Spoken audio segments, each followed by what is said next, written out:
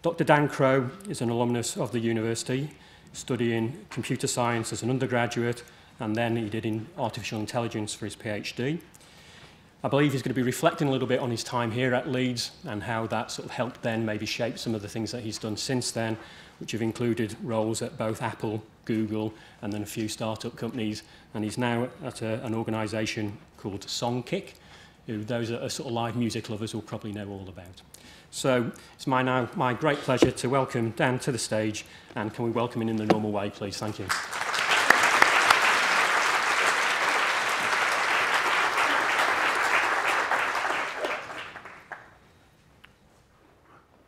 Well, thank you very much. I appreciate the very kind welcome. It's very nice to be back here. I'm a very proud Leeds alumni.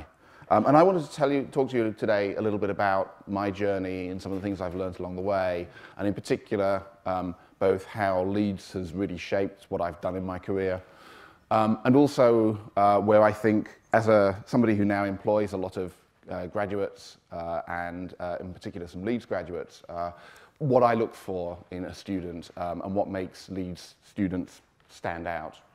So I'm going to tell you a little bit about my time at Leeds to start off. I did 2 degrees at Leeds, so I go back to the mid-80s, which seems like a long time ago now, and I did a couple of degrees in computer science. And I was very lucky that my work here was sponsored by Digital Equipment Corporation, a company that no longer exists, but at the time was a major computer supplier. So I was thinking, when I was preparing this, why did I come to Leeds? What was it about Leeds that was important to me? So I kind of, here are some of the things. And here's a map. You obviously know where Leeds is. There's a small place called London, which is where I come from originally. And for me, Leeds was great because it's far enough away from London that my parents couldn't come and visit for a day, but close enough that I could get back for a weekend. So there was a kind of a geographic ring around London, which Leeds fitted into very nicely. But it was also, a great place. Leeds' reputation as a really world-class university, and particularly for me in computer science, was extremely important to me, obviously. I also got accepted, which was nice, was definitely part of it. I love walking and being out in the countryside, so the fact that you're both inside a great city, but 20 minutes out, you're into the dales and the moors is really important to me. And Yorkshire, I think, is an incredibly friendly place. And it's interesting that only one of these things is really about the education. There's so much more than just the education that goes into the sort of choices that students make, or at least the choices that I made. So what did I learn at Leeds? A lot. I spent 7 years here. I think I got a really great formal education. Leeds is still one of the great computer science universities, one of the great universities generally, certainly in the UK and worldwide. I learnt to become a researcher, which was extremely interesting. And one of the things that for me was a really important transition, having done A-levels and then come into university, was the opportunity to learn how to learn on my own. Instead of being spoon-fed at school and being told what to learn, it was an environment where I was supported in figuring out how to learn for myself. And obviously, particularly in my PhD, but even in my undergraduate studies. And that was, for me, incredibly important. But I really want to concentrate on the things that are beyond what you hear in the lecture theatres, because I think that's so important, and that's what really makes a university like Leeds such a great environment, is that there's so much more that you can do. And here are some of the things that I spent some of my time doing when I was an undergraduate and then a postgraduate. The strongest, deepest friendships of my life were formed here at Leeds. The people that I count to be my greatest friends were people I met while I was an undergraduate here in Leeds, including Helen, who became my wife, which was an amazing thing. I spent the first couple of years here quite deeply involved in theatre group, so acting. I went up to Edinburgh with the Leeds theatre group, and that was actually really interesting because it gave me an opportunity to learn a set of skills which have allowed me to be successful throughout my career, that allow me to be, to speak in public, to communicate well, to work in groups, to work in teams. And so a lot of the skills the broader skill set, beyond just the formality of what I got in computer science, that have been really critical in my career, came from some of the extracurricular things that I did at Leeds. I helped run the Computer Society. When I was a PhD student, I actually wrote and taught a course to undergraduates at Leeds. I did a whole bunch of things. And one of the things that was really important to me, and I think the thing that I got most out of my time as an undergraduate, certainly, was the ability to talk around the subject with other people who were passionate and enthusiastic about the things that I cared about. To suddenly be in a set of people who were really genuinely interested in the subject. So it wasn't so much the things that I was taught in the lecture theatres, but it was being with other students and the staff who cared about and wanted to discuss all sorts of things that spun out of what we were learning in the formal lectures. And that's a really important thing that university gives you, that community of like-minded individuals who are passionate about the subject, whatever your subject is. I think that's incredibly important. So, these are the big picture skills that I think I gained at Leeds. The ability to think independently, to be able to think about the world from my perspective and understand how to do that. The ability to work in teams. We did a lot of team project work, and also that notion of being able to kind of discuss around the subject with other people. Working with a wide variety of people. Leeds was the first time that I really came into contact with a very wide and diverse peer group. And that for me was eye-opening and really helped me understand how to communicate with people who, some of whom came from a similar background to me and some of whom came from very different backgrounds, whether they were from overseas or different, different demographics or social classes. That was really helpful to me. I learned a lot about persistence, particularly if you are a PhD student. You will understand that you have to be persistent and keep driving at it and driving at it and driving at it. And that's been incredibly useful for me. And the last thing that I found really useful at Leeds was learning how to be a leader and learning how to motivate a group of people to achieve a goal. And that's something that's been with me throughout my career. So I'm just going to tell you a couple of things about what I did after Leeds, because I think it's kind of interesting to understand the journey. When I finished my PhD, I had an ambition to be an academic. And so I joined the Open University as a researcher. And I was, in hindsight, very lucky to be working on a European project which demanded that every academic partner also had a small business that was collaborating on the project. And so I started working with this company called Art of Memory. Art of Memory was a tiny software development company based in Chipping Campden, very pleasant place. And I very quickly discovered that I actually enjoyed doing the kind of industrial side of the work more than the academic. And I left the Open University and joined Art of Memory as the very grandly titled head of software development, head of a software development team of me. We built a bunch of really interesting things. And one of the things that we used was a tool called the Apple Media Tool, which was a multimedia development tool. This is before the web existed, and was obviously being produced by Apple. And I got an opportunity to work with them initially as a technical writer for this tool, because I'd figured out how it worked better than they had. So I said, why don't I write some documents for you? They said, sure. They gave me a 3-month contract. I went out and spent a week at this place, which is One Infinite Loop in Cupertino in California, which is where Apple's headquarters are. And I had this really distinct memory of taking off after that week, flying out of San Francisco. The plane flies out over the Golden Gate Bridge and over the bay, and the sun was setting, and thinking, this is where I want to be. This is exciting. And so I spent about 3 months calling them up pretty much every day saying, would you give me a job? You need to give me a job. And eventually, I think just to shut me up, they gave me a job, and I moved with my wife to California. I spent 4 years at Apple, worked quite closely with Steve Jobs, which was a very interesting experience. And then after that, I moved into startups.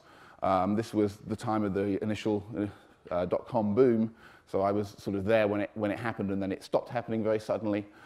So these are a bunch of startups that I worked for over the next 6 years, based in San Francisco. including the one I'm most proud of is Blurb at the bottom there, which is a company that I co-founded, which is still very successful, and it allows you to publish your own books, so you can go and create your own books. They'll get published as full hardback, full color books. They're gorgeous. Check them out. Usual disclaimer, I still have stock in that company, so you know. After that, we'd spent 10 years in California, and then I joined this startup, which you might have heard of, which is Google. I did a slightly strange thing, having been in California, is that I went to New York to join them, so I joined the New York office. This is Google's New York office. It is very large. And I was a product manager and then a tech lead in their search group, so I was helping to build Google's core search engine. And then my wife and I had twin daughters. We were in a one-bedroom apartment, 29 floors above Times Square. Very quickly discovered that twin daughters were highly incompatible with that. And so moved back to London in 2009. I worked for another 18 months at Google in London, working on ad systems and Android. And then about 4 years ago, just over 4 years ago, I joined my current company, which is Songkick, where I'm the Chief Technology Officer. Songkick is a live music startup. We're one of the first startups in London, the first technology startups in London. Basically, you can tell us who your favorite bands are, and we will tell you when they come and play in your town so that you never miss them playing live ever again. We have about 10 million monthly unique users. We've sold, over the last 7 years, more than $100 million worth of tickets to concerts.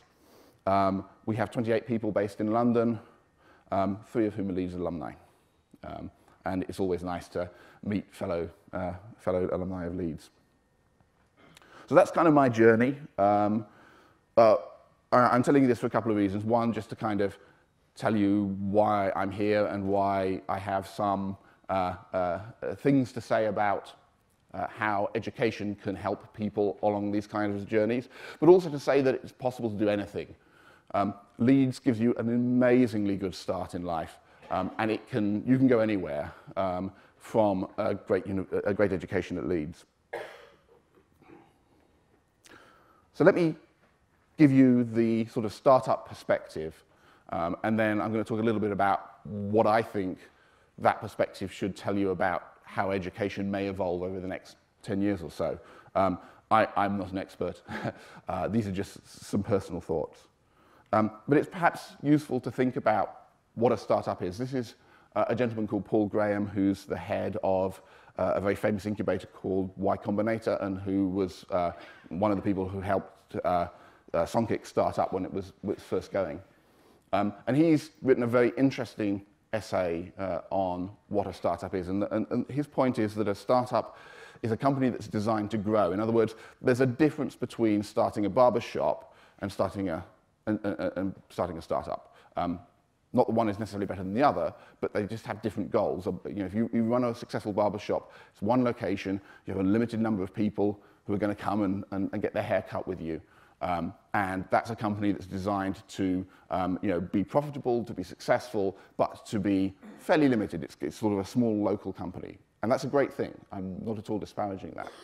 But a startup is a company that's designed for growth. It's designed to be a company that will one day have customers in every country of the world. So Songkick is a good example of this. We have customers right across the globe. From day one, we were designed to be a global company based out of London. And still with 28 people, we still serve people right around the globe. And really what you're looking for when you are a startup is exponential growth. So with a small number of people, you can build services and products that will be used by millions, tens of millions, hundreds of millions, potentially billions. Think about Google. Google is now used by something like 1/4 of the Earth's population. And that's a company that didn't exist 20 years ago. The growth curve is dramatic. And that's what you're looking for in a really successful startup.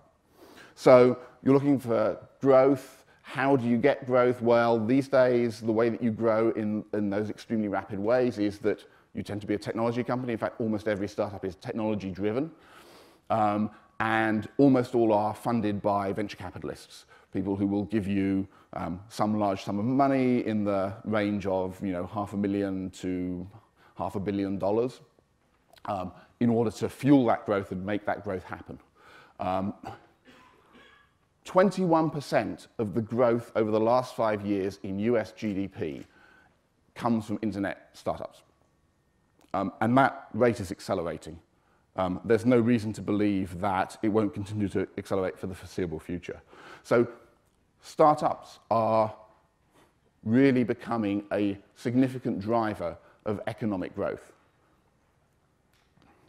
This is another very famous venture capitalist.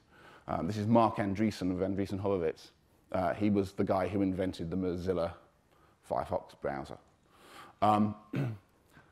He says, he has this famous phrase that software is eating the world. What he means by that is that every business will fundamentally become a software business in the near future, for those ones that haven't become it yet. That software is becoming the lingua franca of all of business. And this is going to become more and more true. And why is that? Well, software makes it much cheaper to start a global business. When I first started when I did my first startup about 15 years ago, we spent about $5 million to get our first product up and running. Now, because software has become cheaper and more available and computing power has increased, it costs you somewhere between $10,000 and $50,000 to start a software-enabled company. The costs have dramatically dropped, which means many, many more people can do it, which means it's become not something that's so much of a specialist skill, but something that anyone can do. It's now much, much easier to start a high-growth company, and many more people are doing it as a result, which means that you get this kind of virtuous cycle of the whole world speeding up. Software changes can be made really, really rapidly. So to give you an example, think about how often a new car model is released. Once, maybe twice a year. So the cycle time on cars, because they're hard to set up production lines, there's a lot of complexity in the design, they're physical goods, so they have to be manufactured, 6 to 12 months, that sort of period. At Songkick, we make changes to our software on average 8 times a day. Now think for a moment what that means in terms of how quickly we can change our software to suit our customers' requirements, how quickly we can listen to our customers, understand their feedback, make changes, and get it out into their hands within minutes. And that radically changes how you think about building new products. It's a different the time frames make an incredibly important difference to what you can achieve and how quickly you can achieve it. One of the things that's really nice about that is it allows experimentation. Everything that we do at Songkick is an experiment. Every change that we make is A/B tested. So we will keep the old version, put a new version of a feature out, and we will actually watch which version people prefer. And within hours or days, we can tell whether the new version is better or not. If it's better, we scrap the old one and keep the new one, and if not, vice versa. And so that cycle time of listening to real customer feedback, not going out and asking people, but actually watching what they do with your product and being able to change quickly is really important. It allows us to very quickly find what we call product market fit, which basically means, are there a lot of people out there who want to use my product or not? And once we've got that, then we can start to grow the product, which means that it's much, much faster and more efficient to create products that people love and will pay you money for. And that's where exponential growth comes from. I'm going to tell you a little bit about entrepreneurs. This is one of my favorite photographs to illustrate what being an entrepreneur is like. This is a gentleman called Travis. Travis has just leapt from an aeroplane about 30,000 feet up. The interesting thing you will note about Travis is that he does not have a parachute on. This is a real photo, this is not staged. This is him actually jumping out of a plane without a parachute. The really interesting thing about this photograph, though, is you'll notice this pair of legs down here. That pair of legs is a gentleman who has got a parachute. In about 20 seconds' time, legs will grab Travis, the parachute will open, and he will safely arrive on the ground. And that's a lot what it's like being an entrepreneur. It's that combination of being able to be willing to take risks and leap into the unknown, whilst also finding ways to mitigate those risks so that you've got some chance of reaching the ground at less than terminal velocity. So what are entrepreneurs like? Risk-taking, absolutely. You have to be prepared to take risks. It has to be kind of something that you are not just prepared to do, but actually love doing. You've got to kind of get the thrill of the risk-taking. You've got to enjoy living in a world that is ever-changing and is full of uncertainty. So you've got to be prepared to not just tolerate, but actively embrace uncertainty. You need an ability to see how the world will be. The really great entrepreneurs, and I've worked with some of them. I've worked with Steve Jobs. I've worked with the founders of Google and some other people who are a little less famous, but nevertheless have this ability. They see how the world will be 5 or 10 years from now. They have this vision in their mind about how the world will be, and they force the world to be like that. And it's a remarkable thing when you see it in operation. They're also irrationally optimistic. This is really hard to do. Creating a new company from nothing and growing it into a world-beating organization is really difficult. And you will be met with challenges along the way. You will be met with people who will constantly tell you that that's a dumb idea, it's stupid, you shouldn't do that, why would anyone want that? It's just don't do that. So you've got to have this irrational optimism to believe that what you're doing is right and that you're going to push through. You've obviously got to love innovation, be somebody who really wants to see change and the evolution of the world. And you have to have passion. It's something that you have to have a real, genuine, a love of, and something that where you can take an idea that you feel so strongly must exist that you will do whatever it takes to create it in the world. I want to talk briefly, because I think this is really important, about tech hubs. There are a number of places, geographies around the world where technology companies have clustered together. The most famous and successful of those, obviously, is Silicon Valley. There's a very vibrant cluster of companies now in London, Berlin, New York, Shanghai, some in Leeds. Maybe Leeds is the next great tech hub. That would be an amazing thing to see. But because it's now much cheaper to start companies, they can happen anywhere. It used to be the case that really you had to be in Silicon Valley because that was the only place where there was enough money from venture capitalists available to start lots of companies. Well, now it's much cheaper, and so this is spreading around the globe, and this will accelerate, and we will see more and more companies of this nature starting up all around the world. And I think it's great that we're seeing London really taking off, but I think one of the most important things that we can do is see that happening outside of London. And particularly, I'd love to see this happening more in Leeds. And why, we've talked for 30 or 40 years now about the paperless office, about telecommuting, about, geography doesn't matter. With the internet, it doesn't matter where you are. So why do we get still these physical geographic hubs forming? Well, here are some of the reasons. You get an immense amount of collaboration between companies in these tech hubs, which drives innovation and drives the general community onwards.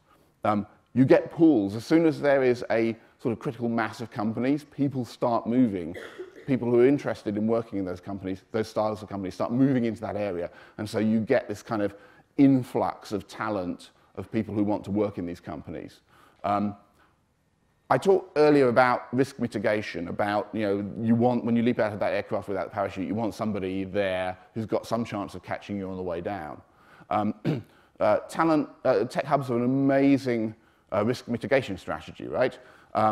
So imagine that you are living in the Midwest of America and you do a startup company. You're in Boise, Idaho, and you do a startup company. And that company fails because, by the way, somewhere between 8 and 9 out of 10 startups fail. What happens? Well, you're kind of stuck. There are no other tech startups in Boise, Idaho, and so what do you do next? You have no risk mitigation. Whereas if you're in Silicon Valley or London or any of these other hubs, you just walk down the street and walk into the next tech startup, and that's a way for individuals to mitigate the risk of starting up a venture that might well fail.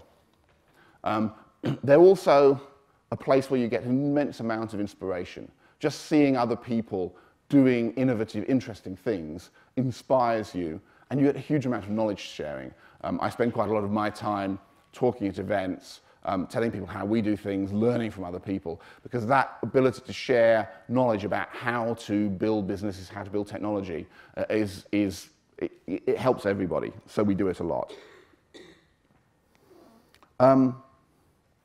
I've mentioned before that I'm a CTO, and it occurred to me that a lot of people wouldn't necessarily know what that means. I'm not entirely sure I know what it means, but here's what I do in my job, just to give you some context.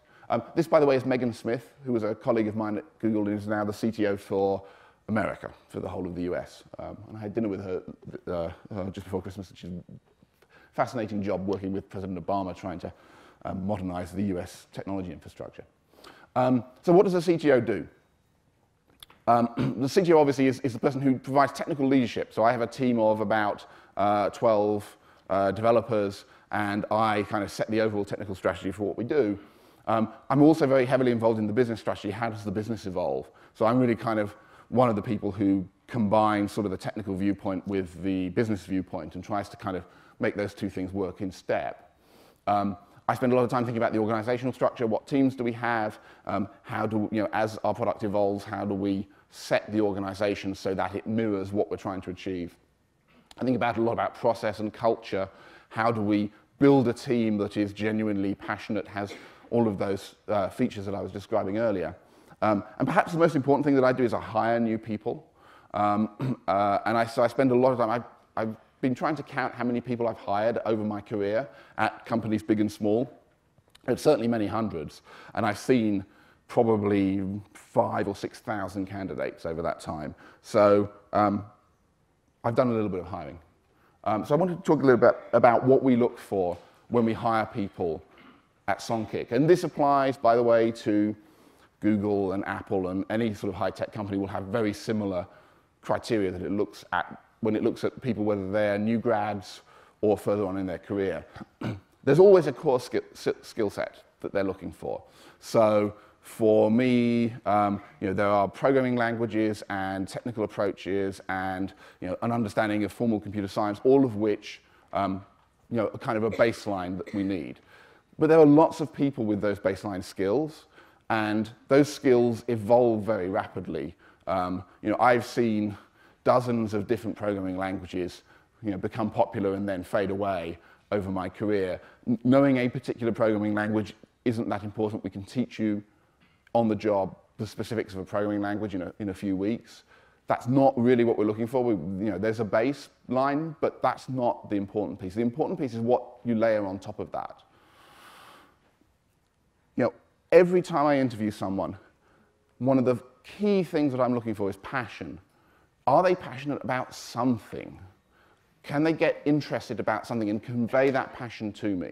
And it doesn't have to be job related. It might be a hobby that they do or a band they love. But I need somebody who is able to be passionate about something. And it is surprising how many people fail this simple request. Tell me about something that you love is a really difficult question to answer for a lot of people. It always surprises me how many people fail that. But you have to be passionate about something, and I don't care whether it's work-related or not. You have to be independent. Our organization moves fast. We rely on people who can think and act independently, who don't need direction, who are going to take a problem and worry at it and figure it out and solve it on their own or with a group. And so that independence of thinking and acting is incredibly important. There's this thing that we refer to as a growth mindset. I've mentioned before that startups are inherently about growth. That's what drives us on. We're always looking for the way to grow. And so we're looking for people who have that way of thinking about the world, whose thought process is not, this is working, let's keep it working, let's make this go. But, okay, that's going. Now, how do I make it 10 times bigger? How do I grow what I've got into something bigger? How do I look for the next opportunity to build something bigger, better, faster? And that approach, that way of thinking about the world, that desire to see things grow is incredibly important to us. And then finally, an entrepreneurial spirit. I mean, what we do is fundamentally about risk-taking, passion, all those things I talked about. So we're looking for people who can display some of that, who can, who genuinely are entrepreneurial at some level. So these are some of the things that we're looking for. And it's these attributes which are beyond the formal, narrow skill set that make people stand out, whether they're new grads or more experienced people. So I want to just finish up with a few sort of fairly random thoughts about how education can fit into this world. Obviously, one of the things that's really interesting is the rise of online education over the last 5 to 10 years. And I think it is changing, but I would ask you to think about this as an enormous opportunity for Leeds. I don't see this as something that will replace Leeds, but I see it as an enormous opportunity for you to deliver a blend of the expertise that you have with the expertise of people around the world. We're becoming increasingly a global society, and education has to become global as well. There are amazing online courses available for free from institutions like MIT and Stanford in the States and others around the world, which can supplement and add to the courses that are taught at Leeds. And if you're not taking advantage of that, and either formally or informally encouraging your students to do it, you should be, because otherwise I think you're selling them short. But all that said, that there's great material out there. The importance of a physical community and a physical campus, I think, is overwhelming, and I don't think is going to go away. This notion of there being a shared learning environment, of being able to have those conversations around the subject with your peers and with faculty, as a student, that is critical. It starts to form all of those attributes that I was telling you that we look for when we hire. So this is where this comes from. The really great students are the ones who don't just attend lectures, but actually then are passionate enough about their subject that they start to explore beyond it.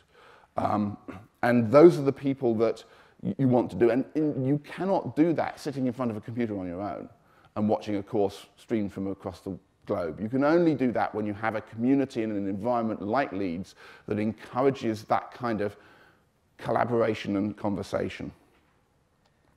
I said before that for me, coming to Leeds was genuinely eye-opening in terms of the breadth of people that I met and interacted with.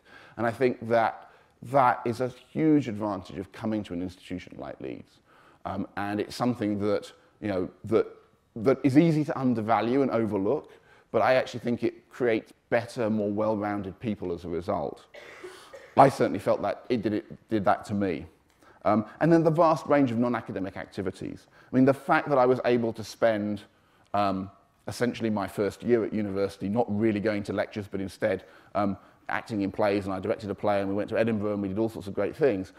Actually, that was almost more important than any single piece of the formal education that I received.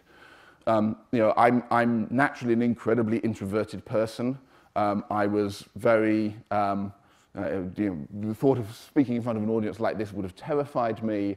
It was just not my natural milieu. So the opportunity to kind of step outside what was my kind of natural state and find within me something completely different, that was a remarkable opportunity.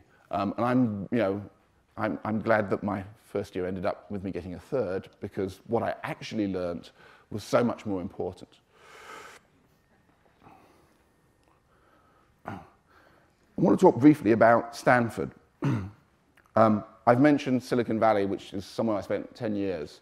I think Stanford has a really interesting model of supporting entrepreneurialism, and I think it's really worth looking at why they work so well. And by the way, this is a tiny fraction of the more than 40,000 companies that have been started by Stanford alumni and supported by the university. But some of these are quite well known. So Stanford runs its own accelerator. which is support and service and money for companies that are being started by students within the university. It invests directly in startups, again, the ones being started by its students and by its faculty. 40,000 companies started by alumni and faculty. It teaches classes in how to run a startup. It teaches classes in entrepreneurialism. And they are remarkably good. And most of them are online, by the way. You and your students ought to be looking at the Stanford startup classes. They are remarkable. Stanford has a policy that allows students, while they're undergraduates, if they start up a company, they can leave the university, and if they come back within 2 years, they can pick up where they left off without any further question. So you can just take up to 2 years leave of absence to do a startup company and come back and pick up your studies if it doesn't work out. Risk mitigation. Stanford is very smart about allowing students, supporting students in doing startups and mitigating the risk if it fails. And they have, by the way, from their investments in companies like those at the top and the other 40,000, generated billions of dollars of income for the university as a result of investing in these startups. Some of them succeed and they sell the shares.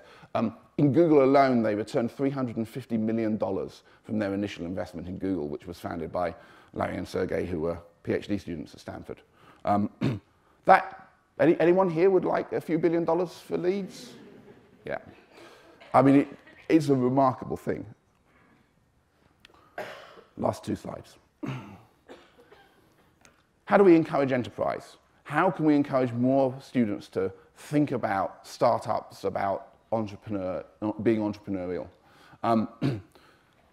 Incubators and accelerators, these are ways of providing money, network, support for early stage companies to get better. And the university is already starting down this road. I would encourage you to do more and faster. The Leeds Enterprise Centre, by the way, is really good. It's part of the business school and is doing some really great classes and projects. If you haven't talked to them yet, you really ought to. The new thing of being able to do a degree with enterprise, I think, is just amazingly good. So right now at Leeds, students in 2 subjects, I think, or 3 this year, are able to do their subject with enterprise, which is basically where they do approximately 1/3 of their course is focused around being entrepreneurial and learning about being entrepreneurial. That's amazing. It baffles me that there's only 3 courses that currently support that.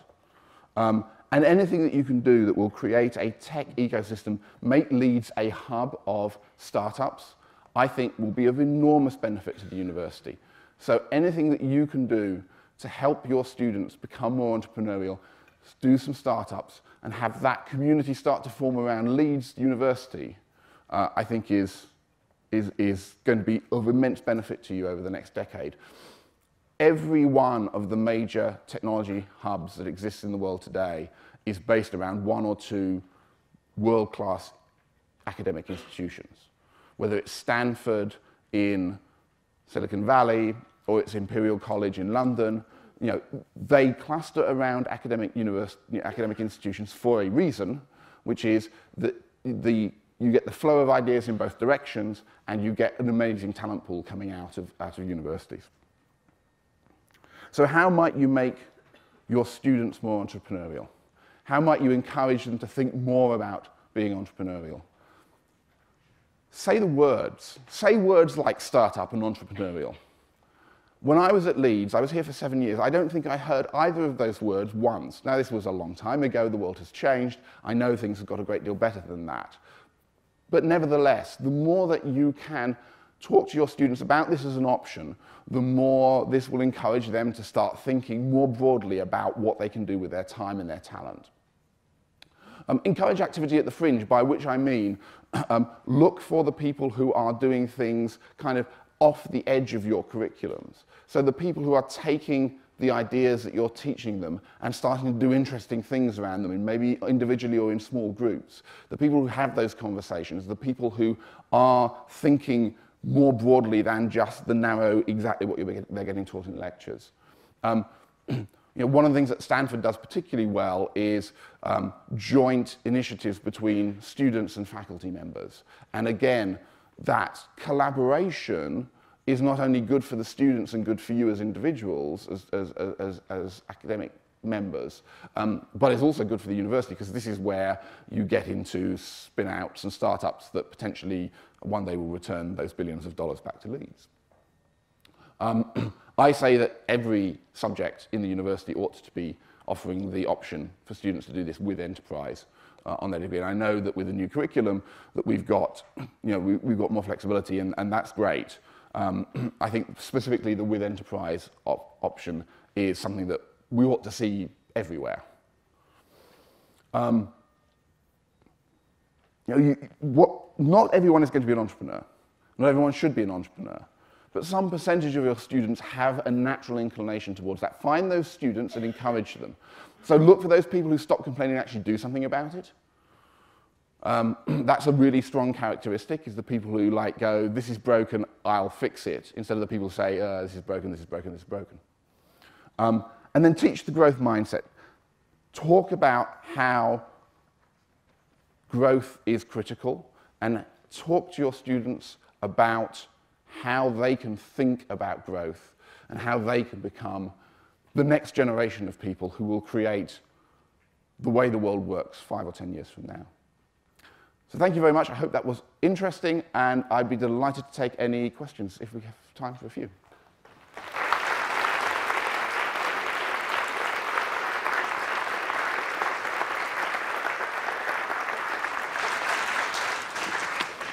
Great, thanks very much. Fascinating, I think that. We certainly do have some time for some questions, and I think we should take some questions. So, anyone like to start us off?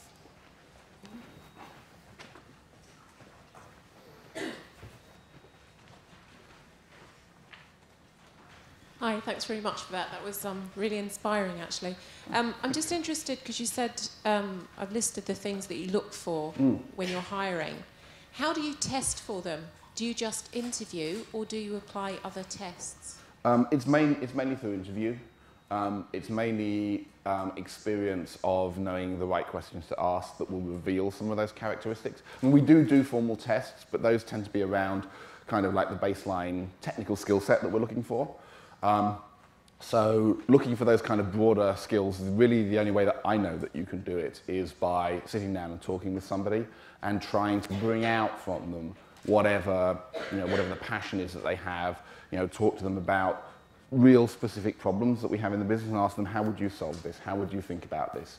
And so it's a lot about kind of getting people to reveal their thought process. So it's a lot about, you know, I don't care what the answer is, but I want you to tell me how you're thinking about that. So getting people to kind of externalize the dialogue that's going on inside their head, and kind of, so we use a lot of whiteboards and get them to kind of talk through problems and diagram things out. But yeah, it's essentially interviewing.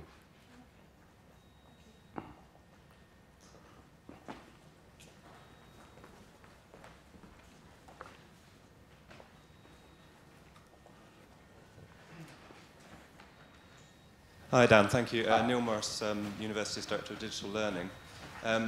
I'm interested in how you can give us some advice about interaction between the university and local startup companies.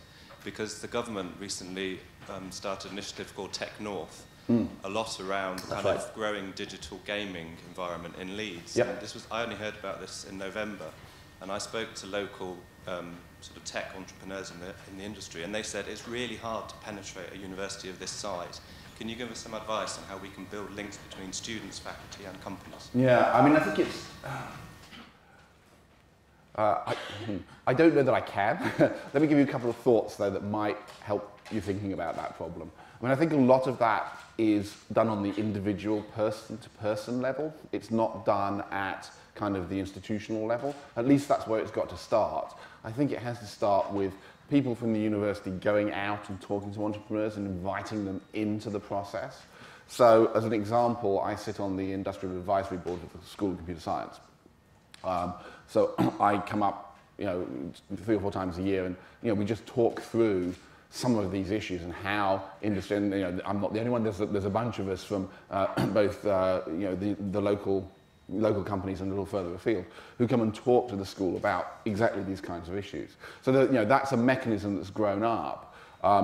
So you know, that's one of the mechanisms that the department I'm involved with uses. But a lot of it does come down to it's an individual person from the university going out and talking to an individual entrepreneur, because you know, entrepreneurs tend to be somewhat allergic to process and formality. They like just sort of sitting down and talking, and so find an interesting company, go and talk to them, and you'll be surprised. I mean, you know, you may have noticed we tend to like to talk a lot, and so you'll find people will be. They'll open the door, they'll sit down, have a coffee, they'll chat, and from that grows interesting initiatives.